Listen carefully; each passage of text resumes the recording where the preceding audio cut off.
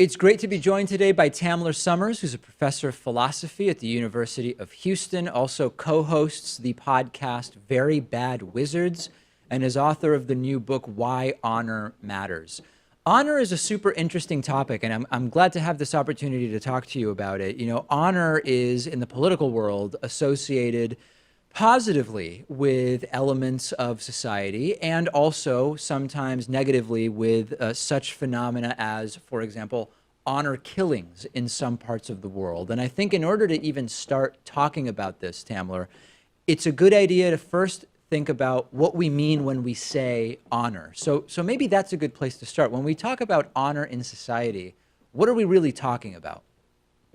Yeah, so I was afraid you'd ask that question because it's not an easy thing to answer. It's such a broad, diffuse concept. It's a messy concept, and it is used in so many different ways. I think, honestly, the messiness of it, the complexity of it is one of the reasons why philosophers have shied away from studying it at all. So that's my caveat. The best I can do is give sort of a brief, impressionistic summary of what it is, at least, that I am talking about in the book.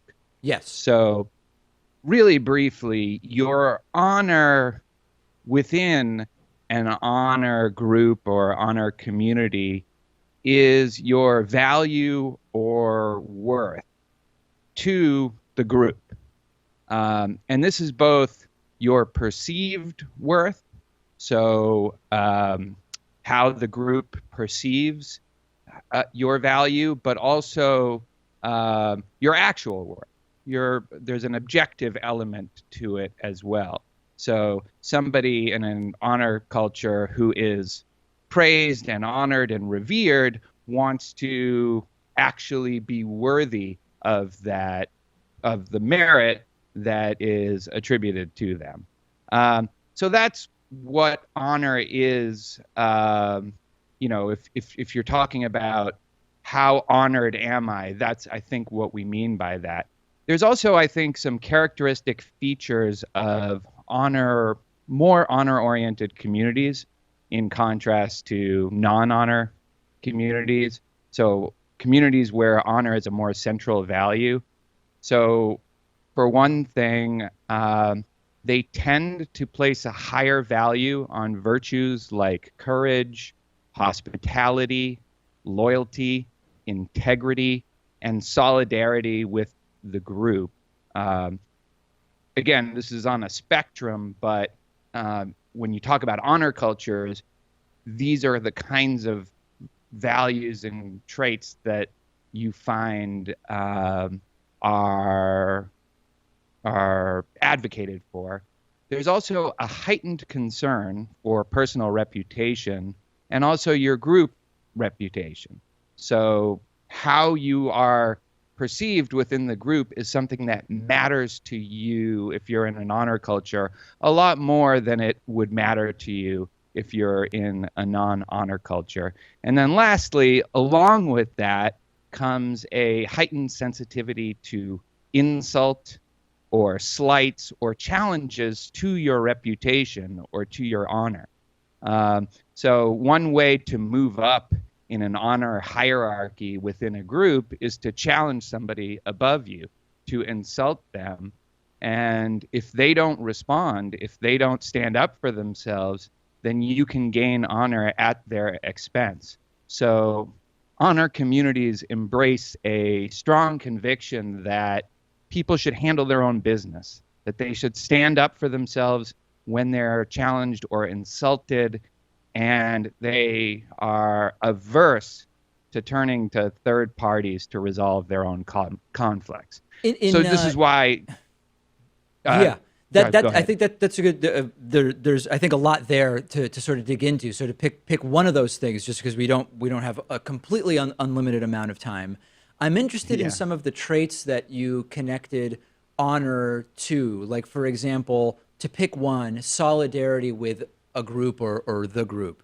When I was preparing for this interview, I found that the effect of honor within a group or society is not necessarily positive or negative unless you sort of examine the particulars in terms of how it's applied, sort of like religion, right? You have a group that says, well, religion is what gives purpose to life and enables us to live morally. And then you have others who say, actually, no, religion is completely unnecessary in order to live a moral life. And in thinking about the solidarity with a group, that can be a good or bad thing, right? When one obvious question would be, well, with which group? One could have, as a result of honor, more solidarity towards their religious group, which might cause conflict within the broader population, as an example. So is there any way to start assessing in terms of, in an objective way, the positive and negative impacts of differing degrees of honor in a society?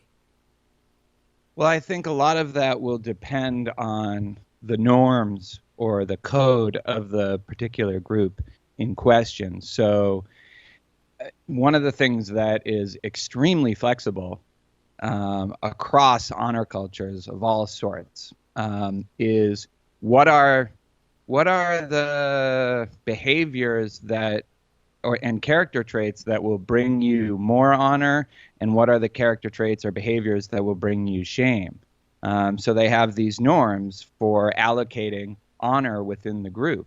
If those norms are immoral norms, so something you mentioned, honor killings, if the code within the group is that a woman who is suspected of having extramarital sex, the family will be shamed unless they kill that woman. That's a terrible norm. It's a morally atrocious norm. And so in that kind of community, what honor causes people to do is going to be something that we should discourage. I mean, this is one of the problems with honor is it doesn't really place any limits inherently on what will bring you honor and what will bring you shame. And so when those things are things that are morally good, then the motivational power of honor becomes a huge advantage. But when they're bad, the motivational power of honor, it becomes something that we need to really worry about.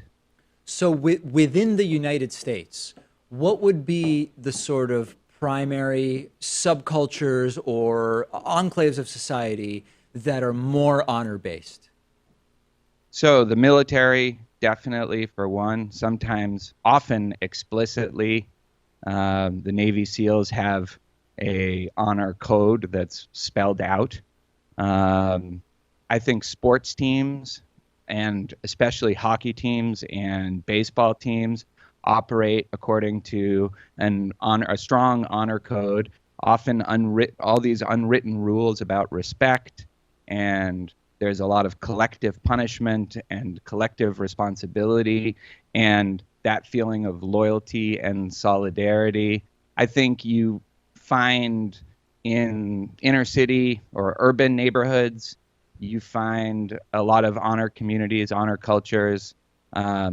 Now, sometimes these things emerge by necessity because when you can't depend on law enforcement to keep you safe, people often turn to an honor culture or an honor group as both a form of community, a form of being a part of something, being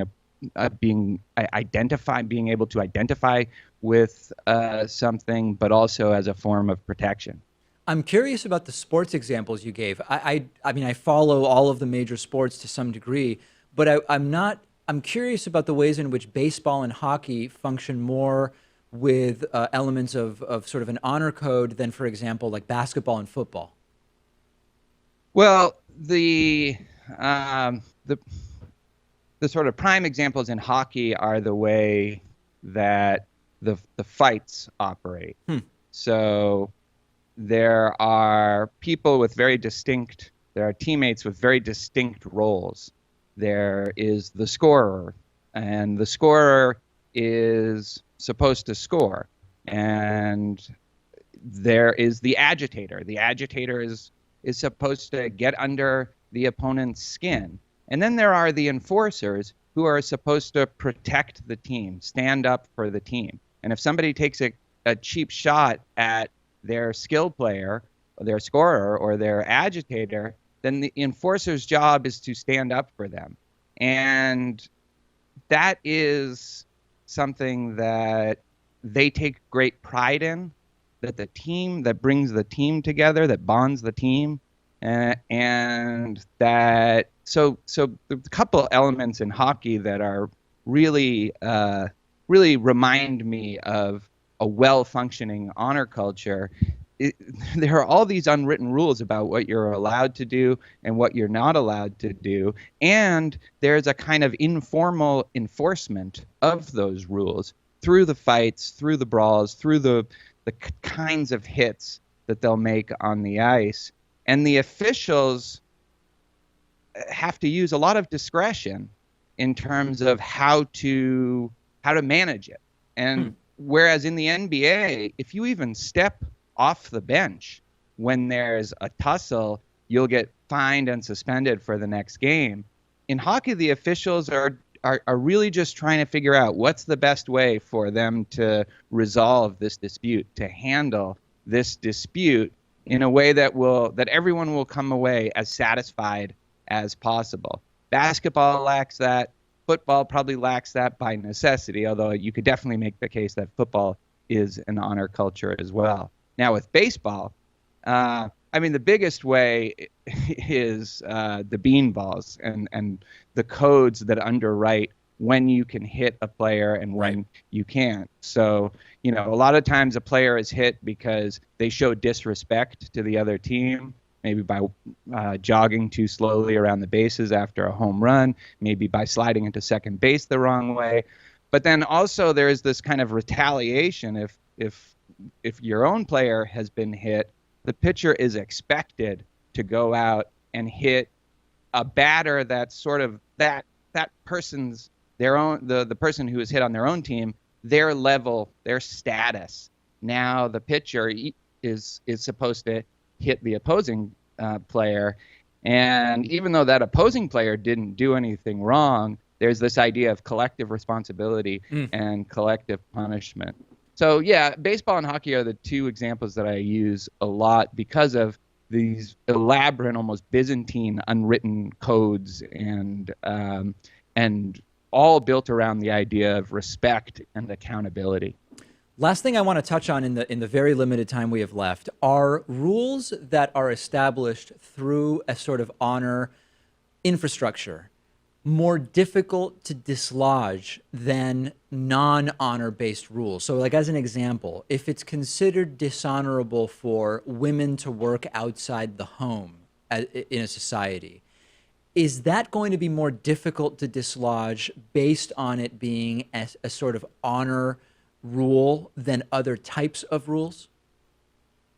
That's an interesting question. I don't think so, because so much of the way rules or norms in honor cultures, they're often either unwritten or informal. They're constantly evolving and constantly the subject of debate and dispute within the community. Whereas in a non-honor culture, there's often legal bureaucracy to get around to change a rule, even that everybody knows is unjust. I mean, think of marijuana laws or something and how long it's taken to get, and now, there's a lot of acceleration, but all the legal hurdles you have to jump through to change a rule that, has very little support within the population. You just don't often have that in honor cultures because they don't approach legislation in such a bureaucratic way. Absolutely fascinating topic. The book is Why Honor Matters. We've been speaking with the book's author, Tamler Sommers, who's a professor of philosophy at the University of Houston. You can also check out the podcast, which he co-hosts, Very Bad Wizards. So great to talk to you about this. Yeah, well, thank you for having me on.